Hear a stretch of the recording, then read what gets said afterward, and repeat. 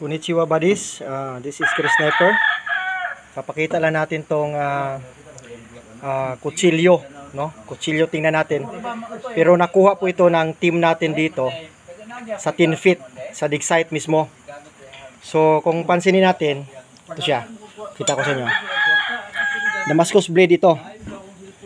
Tatalab ng metal.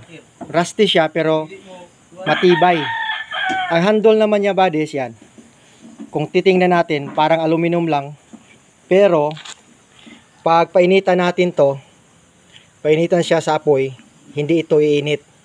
So, malaki ang possibility na noble metal siya. So, ito siya. So, may sukat siya na 12 inches ang taas. Okay? So, ang napakaganda pa nito, may napuntang Japanese dito na gustong bilhin ang item na ito sa team pero hindi binibenta dahil mura lang eh. 20 mil ko yan, oh. 20 mil lang gustong bili ng ng Japanese personnel kasi dalhin daw nila sa Japan kasi may emblem to eh. May emblem siya ng special item ng officer, Japanese officer na sundalo sa kanilang clan. Kaya pagdalhin sa Japan ay pwede siya itatawag natin na isauli sa mga kaanak. Kaya mahal ito. Yan. Hindi to bayoneta buddies ha. Iba yung bayoneta.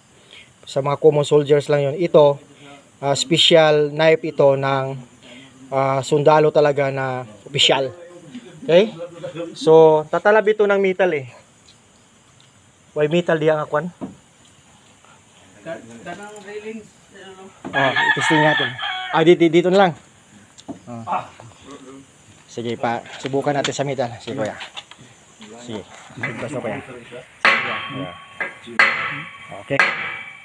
Tatalab talaga siya, no? Yan, no? Kita ba? Yan. So, yan ang Damascus steel. Okay? So, thank you kuya.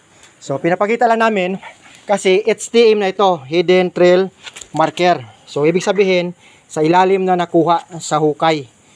At ang laki ng ng dimension, bunker spot ang nakuhaan ito buddies. Kaya special na HTM ito. No, hindi lahat HTM ay lang bato lang or anything. May mga gamit talaga ng Hapon na ginagawang HTM. So ito yung isang ebidensya natin na ginagamit ng mga Japanese bilang hidden trail marker. Yan, tiba ito. Tagal-tagal na to. Yan. So hopefully may natutunan kayo sa konting insights natin.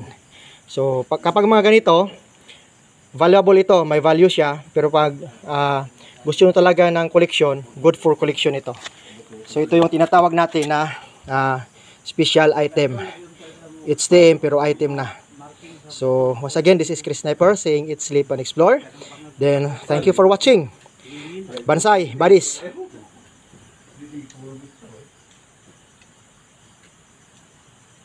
Pari mo, kontrol lagi dito.